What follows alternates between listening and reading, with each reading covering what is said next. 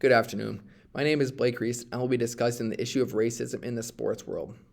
A question that has been argued in sports for decades is the idea of racism and whether it exists. In the late 1940s, Jackie Robinson was the first to break the color barrier in the MLB, and today in sports, we see a better balance and the inclusion of different races into all sports. But do these reasons provide enough evidence to determine that racism no longer exists in sport?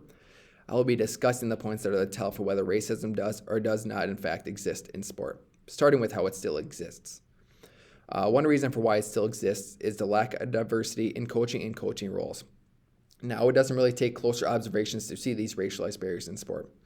Other than the MLB, who has a 38% minority percentage of managers, the percentages are way lower across the other major sports. There is no reason for why this occurs. Minority coaches should be given more opportunities to coach than they are getting. The next point of emphasis goes into depth about the lack of diversity with ownership across the four major sports, including the MLB, NFL, NBA, and NHL. Across these sports, there's only 6 minority owners.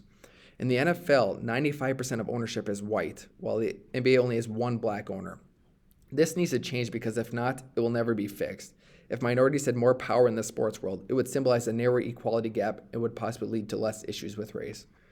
Last point, arguing that racism still exists in forms of racist comments and or acts of racism of comments in the workplace.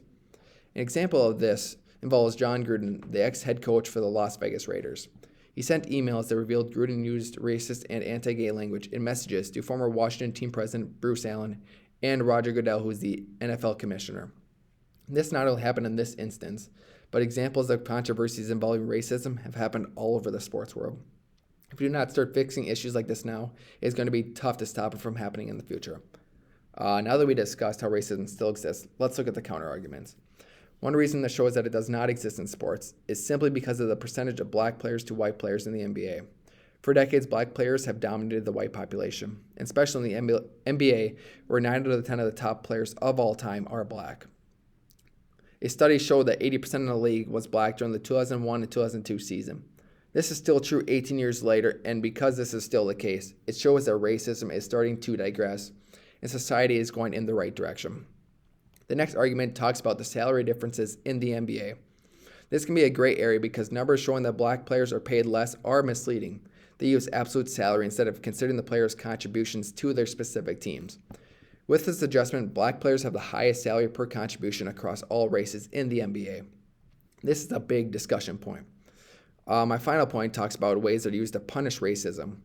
There is a zero tolerance for racism in all American sports leagues, and overt racist acts of any kind do not go unnoticed and without any punishment.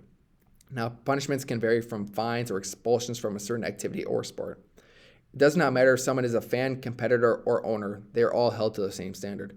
If you make racist comments towards players or the general population, the comments will spread quickly. This is my final example of how racism no longer exists in sport. Overall, my examples for how racism still exists in sports are the lack of diversity with head coaches, ownership, and comments made within the workplace. My counter arguments for this claim also discussed how racism does not exist by showing the comparison of black athletes to white athletes, the salary per contribution of black athletes, and the punishment used to combat overt racism.